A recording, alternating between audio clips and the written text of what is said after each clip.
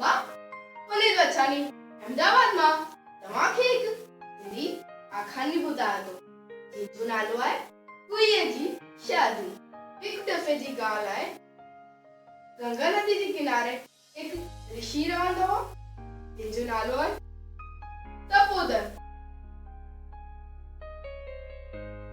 हिकु ॾींहुं हू गंगा नदी मां सनानु करे निकितो त अचानक बाज़ जे मुंहं मां कुई अची संदसि जे हथ में पई। ऋषिअ खे दया अची वई। ऋषि रिद्धियुनि सिद्धियुनि जो मालिक हो त हुन पंहिंजी शक्ति खां हुनखे सुंदर कन्या बनाई। वो पंहिंजी पत्नी वटि वठी वियो।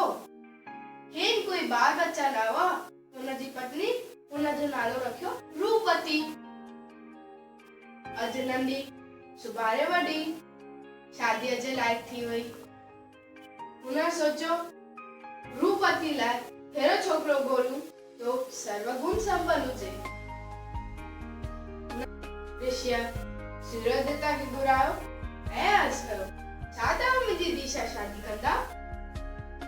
छा मूं जे वणंदड़ ॻोल्हे छा रूपवती शादी कंदी?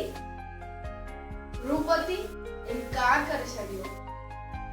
सूर्यदेवता चयो, तव्हां बादलनि खे घुरायो, हू मूंखे बि लिकाए छॾींदा। ऋषिअ बादलनि खे घुरायो ऐं अर्ज़ु कयो, छा तव्हां मुंहिंजी दिशा शादी कंदा? बादल चयो, पहिरीं तव्हां पंहिंजी धीउ खां पुछो। रूपवती साफ़ इनकार करे छॾियो। बादलनि चयो, तव्हां हवा खे घुरायो। ऋषिअ हवा खे घुरायो ऐं अर्ज़ु कयो, छा तव्हां मुंहिंजी दिशा शादी कंदा? हवा चयो, पहिरीं तव्हां पंहिंजी धीउ खां पुछो।